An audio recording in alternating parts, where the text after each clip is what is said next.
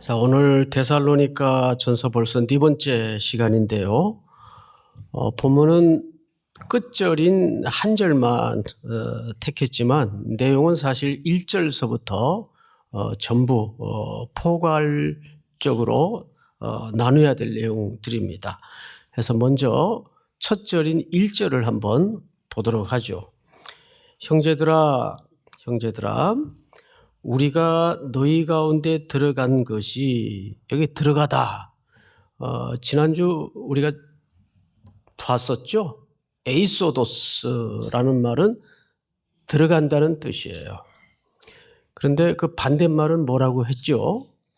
엑소도스, 나오다, 출애굽이라고 말씀을 드렸었습니다.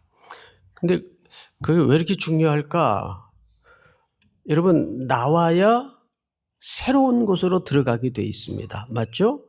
그러니까 엑소도스라는 말 속에는 어떤 의미가 포함되어 있는가 하면 길 밖에 새로운 길. 우리가 늘 살던 방식, 머물던 삶의 현장, 거기 있으면 새로운 길로 들어갈 수가 없습니다.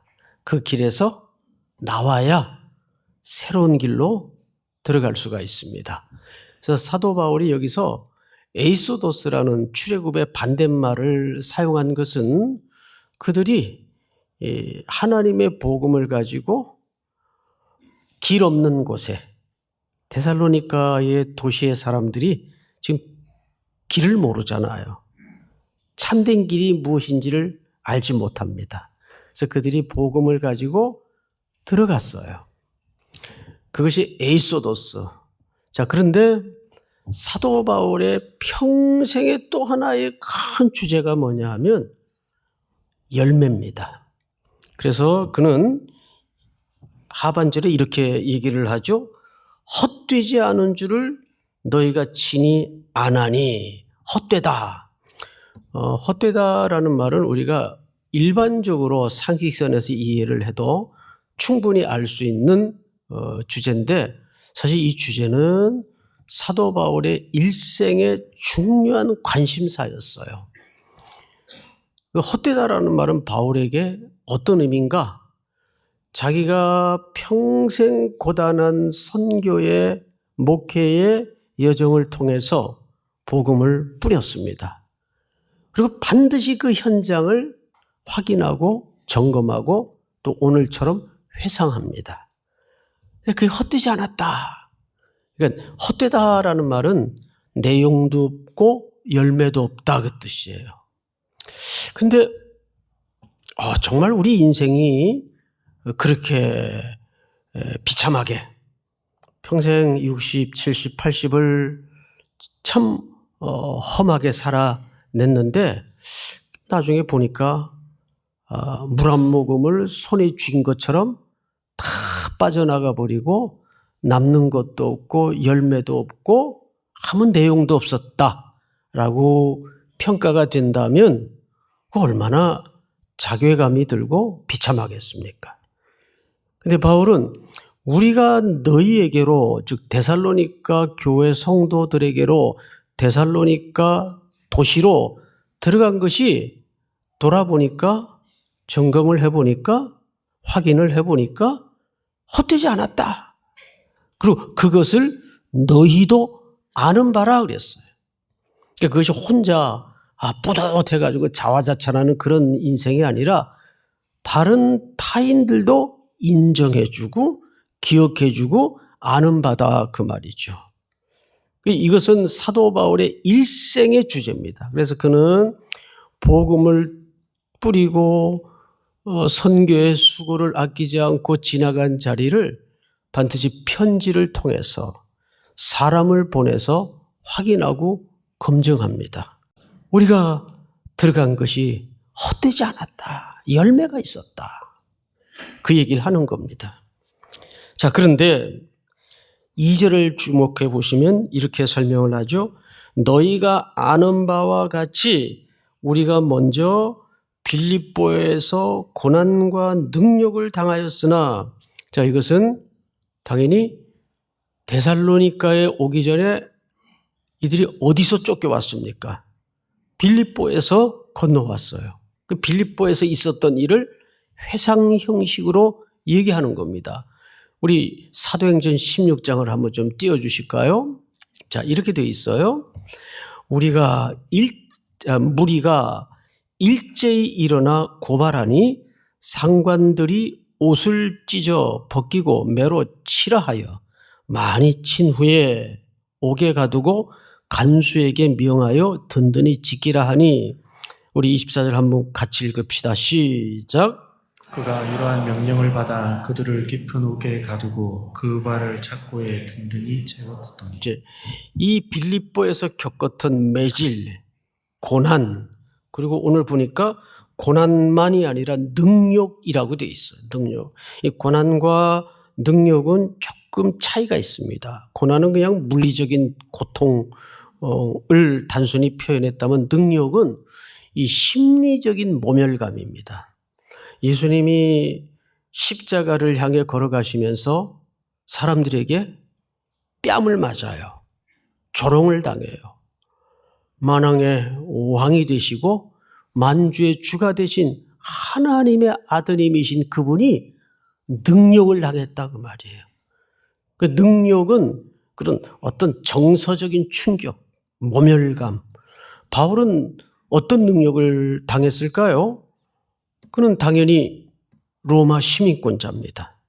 그런데 고발한 무리들이 로마 시민권자의 합당한 예우도 하지 않고 불법으로 체포를 하고 불법으로 고발을 하고 불법으로 신문을 해서 매질을 가했던 거죠. 사도 바울이 그 얘기를 하는 겁니다. 내가 데살로니가에 들어간 것이 헛되지 않다. 그런데 열매가 뭐냐 하면 2절에 이런 얘기를 해요. 너희가 아는 바와 같이 우리가 먼저 빌립보에서 고난과 능력을 당하였으나 우리 하나님을 어떻게 해요? 힘입어 그랬어요. 힘입어. 사실은 이 힘입어라는 말이 파레시아입니다. 파레시아. 파레시아를 한두 주 전에 설명을 드렸었죠. 자유로운 발언. 다시 말해서 말하고 싶은 것을, 어떤 진실을 숨기지 않고 전하는 용기 있는 태도를 얘기합니다. 이게 자유 발언이에요. 파레시아라는 말이 고대 헬라 말에는. 사도 바울이 여기 힘입어라는 표현에 파레시아라는 표현을 썼어요. 근데 이 힘입어라는 번역이 사실은 조금 어색합니다. 찾아보니까. 그냥 힘입어 하면 뭐에 의지하여 이런 표현 정도로밖에는 비춰지지 않은데, 이거를 원문에 파레시아라는 말에 조금 합당히 번역이 되려면 다른 번역 성경을 찾아봤어요. 그랬더니 어떻게 번역이 되어 있는가 하면, 일부 원문에 가깝게 번역한 성경은 이 힘입어를 담대하게라고 표현을 했어요. 그 표현이 사실은 원래 헬라 말에 가장 적합한 번역입니다. 담대하게. 그러면 독자들의 입장에서는 그 원문을 놓고 성경을 읽을 때, 바울은 이게 굉장히 그 깡이 센가? 기질이 세게 태어났나? 아니요. 그의 선교의 일정을 종합적으로 검토해 보면 그도 참 치사한 행동을, 치사해 보이는 행동을 할 때가 많았어요. 그리고 곳곳에서 두려워하여 떨며 또는 쫓기듯 성벽에 줄을 달아매가지고 광주리에 도망가던 얘기를 해요. 그도 우리와 똑같이 두렵고 힘들고 위축될 때가 얼마나 많았겠어요. 용기라는 것은 그럼에도 불구하고 담대했다 그 말이에요. 그러면 이게 인간적인 어떤 의지력이나 인간적인 정서를 얘기하는 게 아닙니다. 그 앞에 중요한 얘기가 있는데 오늘의 첫 번째 주제입니다. 자, 2절을 제가 다시 읽어드릴게요. 너희가 아는 바와 같이 우리가 먼저 빌립보에서 고난과 능력을 당하였으나 우리 하나님을 힘입어. 그러면 그 용기와 그 담대함이 누구 때문에 온 거예요? 하나님이 동기예요. 믿습니까? 그래서 오늘 첫 번째 주제는 하나님 앞에 섭니다. 그리고 우리의 인생은 단순히 복음을 전하는 과정에서만 적용되는 게 아니에요. 이제 대원들 데리고 성도들 함께 선교 현지에 가보면 여러분 소상히 걱정되실까 봐 말씀을 안 드려서 그렇지 우리도 알게 모르게 스쳐가는 위험들이 굉장히 많아요. 인도 같은 경우 또 중동 선교 이런 데는 아직도 기독교에 대해서 적대감이 가득한 곳이기 때문에 살벌한 이야기를 많이 들어요. 그러면 그 어린 청년들이 왜 겁이 안 나겠어요? 왜 두렵지 않겠어요? 저도 이 아이들 데리고 다니다가 사고가 나면 어떡하나. 왜 걱정이 안 되겠어요? 그래도 두렵지만 걱정이 되지만 마음에 덜커덩 염려가 올라올 때가 있지만 전하고 가는 겁니다. 그것이 사람의 용기가 아니기 때문입니다. 동기가 누구라고요? 우리 하나님께서. 여러분들이 이것은 내 인생 전체에 걸친 적용점입니다. 우리가 이렇게 주일로 예배로 한 주를 시작하지만 또 한 주를 살아낼 스케줄을 가만히 헤아려 보면 얼마나 엄청난 일들이 무거운 짐들이 많이 산적해 있습니까? 그걸 내 힘으로 헤쳐 나가려다 보면 겁밖에 나는 게 없어요. 두려움밖에 밀려오는 게 없어요. 근데 누구를 힘입어요? 하나님을 힘입어요. 그것이 성도들의 진짜 용기예요. 이번 한 주도 하나님을 힘입어서 그 마음의 돌덩어리처럼 얹어져 있는 것들을 헤쳐내고 뚫어내고 넘어서는 복이 있기를 축복합니다. 하나님 앞에서. 사도 바울도 로마 감옥에 두 번째 갇혔을 때 그 썼던 목회 서신에 해당하는 디모데서가 유작이 될 줄도 모른 채 글을 하나 남기는데 4장에 이런 글을 남겨요. 이제후로는 의로우신 재판장이 내게만 아니라 주의 나타나심을 사모하는 모든 자에게 그 끝말에 하나님을 의로우신 재판장이라는 딱딱한 법정 용어를 사용합니다. 이유가 뭘까요? 그 사도 바울의 사형을 언도당한 로마 감옥의 투옥은 황제가 내린 판결이에요. 당시 로마 황제에게는 부칙이 하나 있었는데 모든 법률로부터 자유한다. 즉 신이란 얘기입니다. 신이 내린 판결을 누가 뒤집어요? 세상의 모든 권력이 들러붙어 뒤집으려고 해도 뒤집을 수가 없어요. 번복이 안 돼요. 한 사람이 뒤집어요. 의로우신 재판장이 내게 주실 것이니 내게만 아니라 주의 나타나심을 사모하는 모든 자에게 도니라. 이 말은 무슨 의미일까요? 로마 황제의 보좌의 의미가 뭡니까? 통치, 심판, 영광이 모아진 자리입니다. 거기서 통치가 시작이 돼 전 세계를 향한, 제국을 향한, 그리고 거기서 심판이 이루어집니다. 모든 땅의 영광은 그 보좌에게로 돌아옵니다. 거기서 내린 판결이에요. 신적인 존재인 로마의 황제가. 그런데 바울이 그 판결을 뒤집습니다. 무슨 표현 하나로? 의로우신 재판장이. 자, 성경을 다시 보십시다. 우리 하나님을 힘입어 담대하다는 뜻이에요. 많은 싸움 중에 하나님의 복음을 너희에게 전하였다. 3절을 읽겠습니다. 우리의 권면은 간사함이나 부정해서 난 것이 아니요 속임수로 하는 것도 아니라, 여기 세 가지를 설명했어요. 우리들의 복음의 사역은 첫째, 간사. 이 간사라는 말은 삼일교회 간사를 얘기하는 게 아니고, 간사, 부정, 속임수는 결국 같은 얘기입니다. 같은 이야기의 다른 표현 정도로 이해하면 되는데, 핵심이 있어요. 핵심. 이익 때문에 성도들을 기만하지 않았다 그 말이에요. 이 말을 하게 된 데는 시대적 맥락이 있습니다. 지난주에도 잠깐 말씀을 드렸죠. 그 당시에는 거리에 소피스트들이 많았어요. 철학자들. 교사들이 많이 돌아다니면서 이런 긴 막대기 같은 거 들고 온갖 거룩한 폼을 다 갖추고, 또 그 당시에는 그런 분위기 때문에 수사학이 굉장히 발달을 했어요.